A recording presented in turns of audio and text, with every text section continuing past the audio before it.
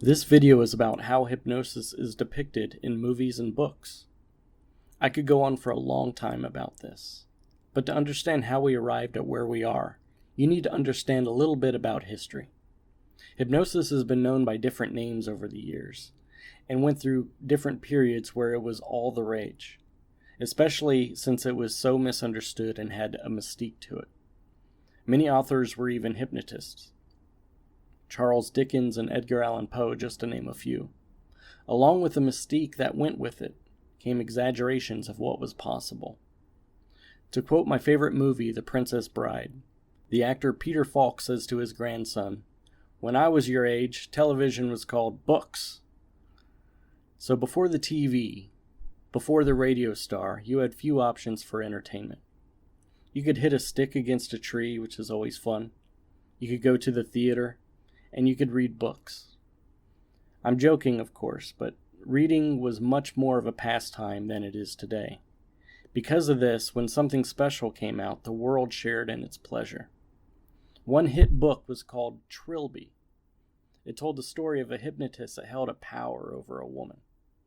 The original Dracula book and countless others were inspired by Trilby.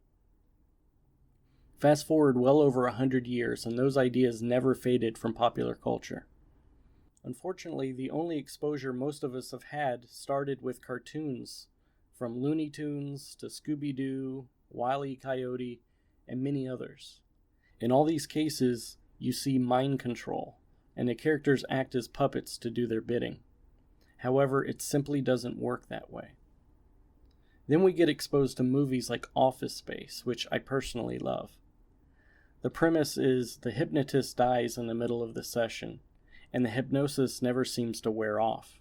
So the main character, Peter, stops caring about work or paying bills, which leads to a crazy chain of events that I won't spoil for you. The thing is, you cannot get stuck in hypnosis. And as I've said in previous videos, your brain is very resilient and protects you on many levels. It is impossible to get stuck in hypnosis, and if something like that were to happen in real life, you'd open your eyes, likely freak out a little bit, and call 911 or whatever your emergency number is where you live. Then you have movies like Stir of Echoes or Get Out, which depicts hypnosis as you zoning out and then waking up from a deep trance, not knowing what was going on. Hopefully you've watched some of the previous videos in this module, because you'll know that this idea is ridiculous. I will be honest with you though, and share that you can produce certain phenomena, which we'll talk about in future modules, such as getting someone to forget a number, for example. Then you have them count out loud and that number's missing from their mind. Remember how I told you that the mind is resilient? That first required you to accept the suggestion that you'd forget the numbers. And if the suggestion isn't renewed, it wears off fairly quickly. Your self-preservation kicks in, and hypnosis stops all on its own. You can't get stuck in hypnosis, and you can reject suggestions that you don't like or are morally against. I'll also add that there is no evidence that anyone has been harmed by hypnosis in and of itself in the history of mankind. The main thing I would stay away from are people with mental illnesses like schizophrenia or dissociative personality disorder. But for the average person, it's very safe. Stick around for the other videos going over the myths and misconceptions of hypnosis.